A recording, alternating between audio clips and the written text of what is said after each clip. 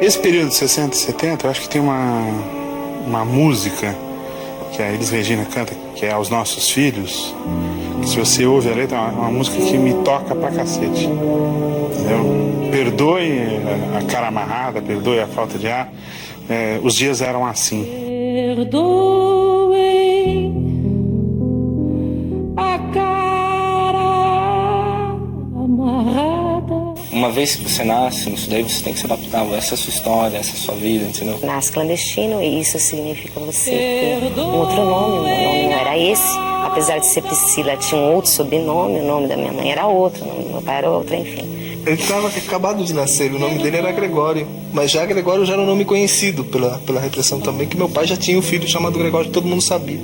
Então resolveram trocar porque naquela época todo mundo pegava nome parecido com o nome. E o Gregório chamava de grego, G, não sei o que, botaram Geraldo, mas por um erro virou Geralda. Nem o nome deles eu sabia o verdadeiro nome deles. Eu chamava de tio, mãe, tia, pai, tudo assim. Também demorei anos para descobrir que eu não sabia o nome deles. E quando eu descobri que não sabia o nome verdadeiro deles, aliás, não sabia nome nenhum, achei um absurdo, né? Como que eu sou filha de alguém e não sei o nome dos pais? Filhos de pessoas normais, a mãe é médica, o pai é engenheiro, o pai é advogado. Tem uma profissão, né? Uma coisa estabelecida, né? Você cresce falando, seu pai é médico. E os meus pais não tinham isso. A atividade profissional deles era muito complicada, né? Não existia uma atividade profissional, e sim uma atividade política. Aquilo para mim é muito misterioso. Por isso que a lembrança que eu tenho é de mistério. Meu filho se chama Henrique porque era o nome que meu pai usava, né? Na época foi o nome que ele adotou e foi uma homenagem que eu prestei a ele também. Meu nome é Ernesto, em homenagem ao Che Guevara, né? Meu pai ele fez. E na época ele queria colocar Ernesto Guevara mesmo, né? Quando eu já tinha aí uns 12, 13 anos, então eu quis prestar uma homenagem ao meu pai, não ao Guevara, né? Ao meu pai em ter colocado, né? Em adotar esse nome, né? Ao meu nome.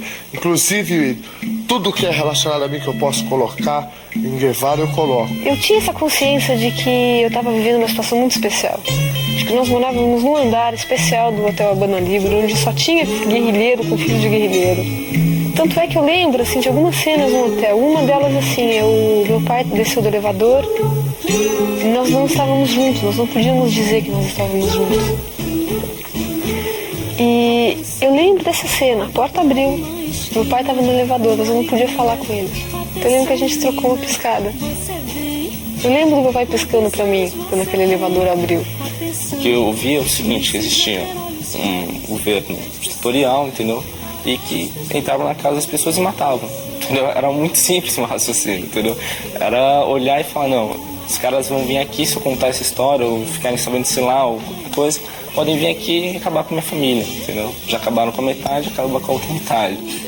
O mundo, de repente, estava dividido entre o mal e o bem.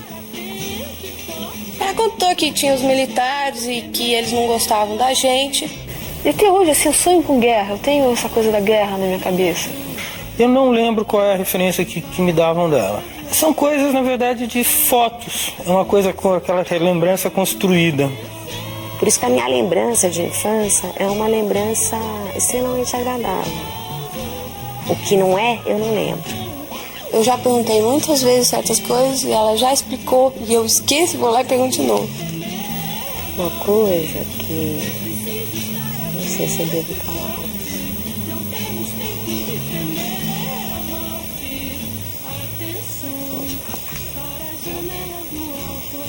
De repente, eu perdi um pouco da inocência.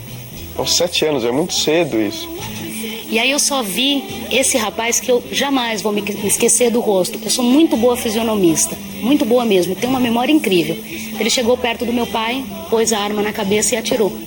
E ele é morto ali e você fica assim, meu Deus, será que é isso mesmo que aconteceu? Será que eu estou vivendo em outro planeta? Ou será que eu estou imaginando isso, tudo que aconteceu? Porque foi assim um assassinato brutal, foi uma coisa assim que eles chegaram, foi muito rápido. E de uma das janelas com grade tinha uma pessoa que me chamava pelo nome, Edson.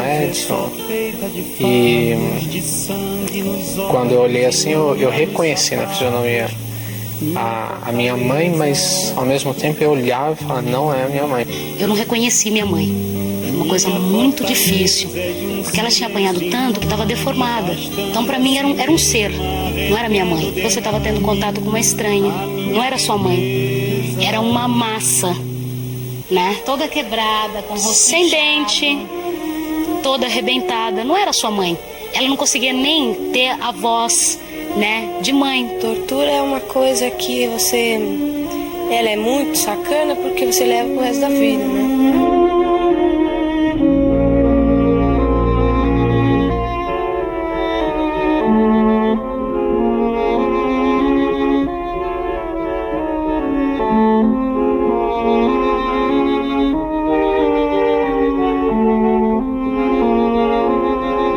Sempre ela teve a grande preocupação de onde eu estava, mas que eu não sumi de vez, porque ela disse que ela sofreu ameaças de que me torturassem para que ela falasse alguma coisa. Porque eu sempre vi a discussão, eu fui torturado ou não? Nesses lados eu preferia abrir um pouco mais, tipo assim, eu corto meu cabelo a zero, mas eu tenho que dormir junto da minha irmã. Meu irmão não, meu irmão era mais revoltado, ele falava, nem corta o cabelo e tem que dormir junto também, né? Então a gente bateu, realmente não sei até que ponto eles deixavam que a gente fizesse aquilo, até que ponto eles não conseguiam fazer outras coisas, mas a gente conseguiu manter o núcleo lá, né? Nunca nos separamos, a gente dormia, minha irmãzinha dormia no berçário, a gente dormia embaixo da cama dela. Eles levaram a gente pro Juizado de Menores. Juizado de Menores, em Tatuapé. E ali eles criaram aquela imagem assim da gente, parecia que a gente era assim um bandido assim de alta periculosidade. E eles falavam para as crianças que estavam lá, olha, esses aí são terroristas. Vocês não mexam com eles porque eles são perigosos. Quando minha tia foi lá pegar a gente, a primeira vez que a gente viu ela, chegou uma tia minha e um tio, os dois juntos. Aí não é ele. Eles falaram, não, o Vladimir é lá. Eu cheguei, nunca vi essa pessoa. Mas ela, tua tia, não conheço. A minha tia começou a chorar, a pessoa que tinha feito lavagem cerebral, sei lá, que já ela tinha esquecido, que a gente tinha esquecido ela. Mas ela não é tua tia? Não conheço, nunca vi. Aí depois, no outro dia mesmo, logo em seguida, no outro dia minha tia veio. E como toda a história, tua mãe tá presa, a gente veio aqui, bababá, já todo mundo sabe tudo. Falou, pode falar quem você é, pode falar quem eu sou. Ela falou, tudo bem, então ela é minha tia, eu sou. Aí que a gente saiu. A gente saiu de lá. Na noite que meu pai morreu, eu tive uma febre muito grande, muito alta. Eu tive quase 42, 41 graus de febre. Uma coisa assim violentíssima. Fui parar no pronto-socorro. Foi a noite que ele morreu. Naquele momento, minha mãe,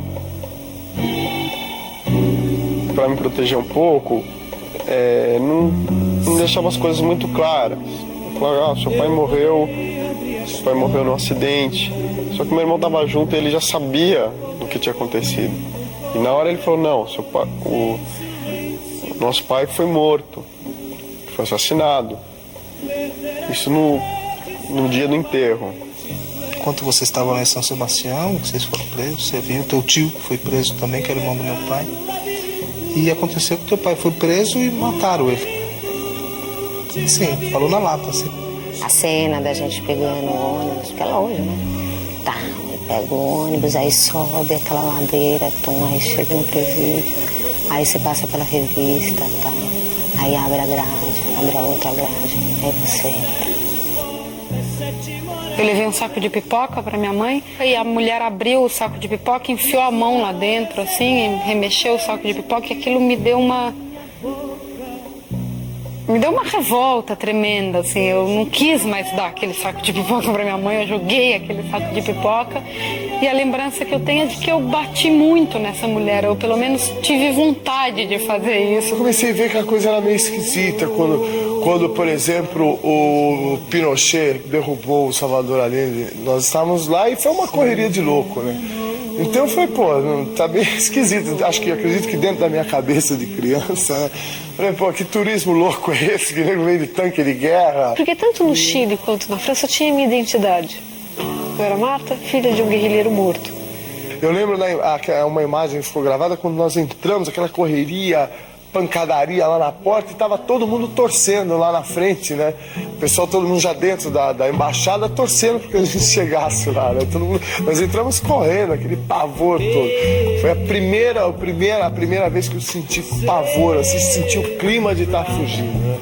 Então tem uma carta que está escrita pela minha avó, da maneira que eu falava, em que eu dizia que eu queria vir a São Paulo logo, para ficar no Hotel Apolo, que era do lado do Correio, e daí pegar um táxi e ir no trabalho da Nonola e do Ricardo, tirar eles do trabalho, mas o táxi ia andar muito rápido, que a gente ia pedir pro motorista, e o guarda não ia proibir da gente sair de lá. Então, eles iam poder sair daquele trabalho, que era o único trabalho que não deixava a pessoa ir em casa. Meu pai tinha mania de ele sair, quando a vez que ele saía, ele antes de chegar em casa, ele, numa certa distância, ele começava a assobiar. Então, quando ele dava a possibilidade dele vir para casa, ele contava na esquina do lugar que a gente estivesse morando naquele dia. Ele assobiava, a gente se ligava e saía correndo logo lá para encontrar com ele, é meu pai. Esse assobio eu fiquei escutando uns 10 anos. Eu achava que a sociedade me devia alguma coisa. Porque se não tivessem deixado o golpe acontecer, eu não tinha sofrido isso. Sempre tive essa visão de que não é justo, não dá para aceitar essa... Quer dizer... Ai, difícil. Tirar, assim, a vida, né, o governo. Eu não sei, difícil falar isso. Quero vingar. Quero punir e quero reparar a dor que me impuseram. Da dor, eu acho que a dor era tão grande que eu não tinha como me abrir. Mesmo com amigos, eu acho que se instaurou uma dor muito grande naquele momento. E bom, eu fui para aula e entrei direto para a sala e estudei lá e tal. E deu a hora do recreio. E aí a gente foi pro recreio. E eu tive eu não conseguia descer pro recreio, a verdade era essa. E eu chorava muito, aquilo me angustiava muito, assim. E a diretora achou por bem chamar meus pais. E a minha mãe foi lá. E quando a minha mãe entrou no pátio da escola, de cara ela identificou a semelhança que tinha com o pátio de onde ela estava presa. Na minha escola estudava o filho do Paulo Egídio, ele era muito mais velho. E era uma situação muito tensa.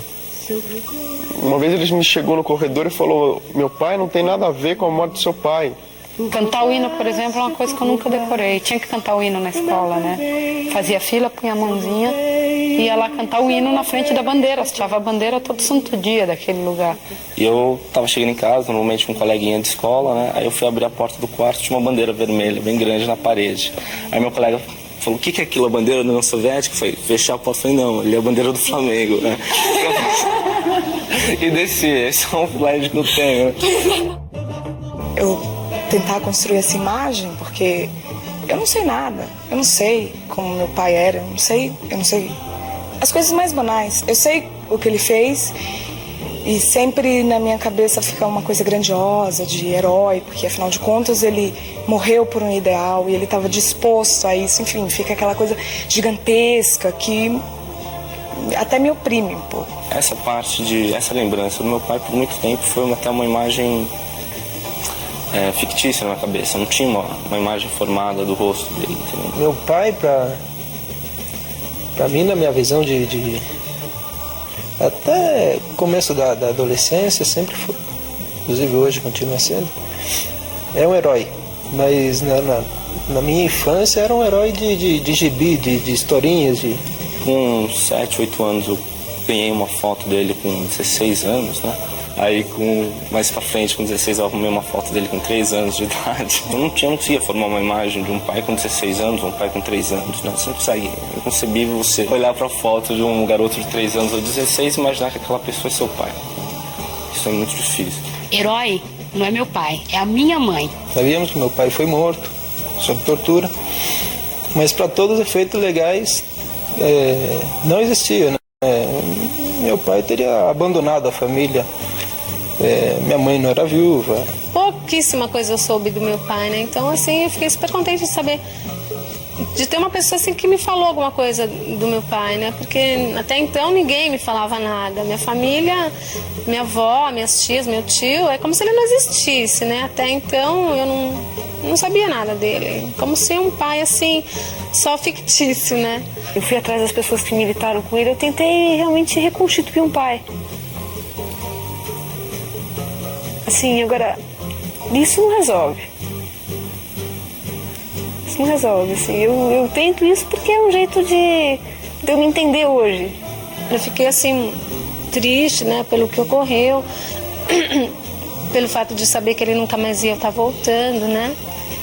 E que essa esperança realmente estava acabada, né? Que realmente não podia mais ter expectativa dele estar voltando mesmo. Ninguém me disse, minha mãe morreu. A família inteira, de maneira geral, nunca conversou.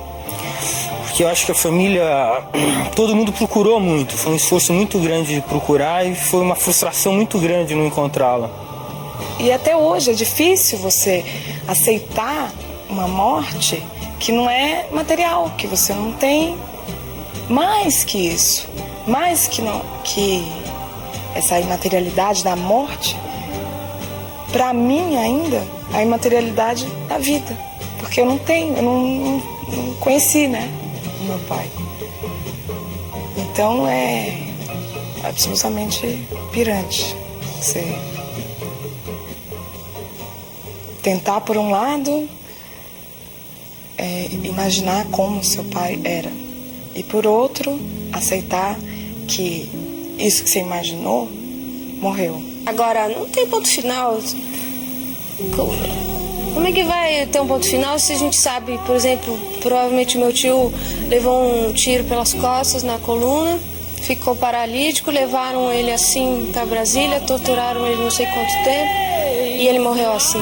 Como é que tem ponto final para isso se não tem o corpo dele, se não tem, se só tem uma foto do 3x4 dele?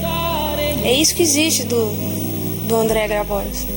E a memória da mãe dele, que daqui a pouco vai morrer, porque tá muito velhinha, da irmã dele. E o Joca fica como? Então, pra mim não tem ponto final. Pra mim e pra várias outras pessoas, né? É isso.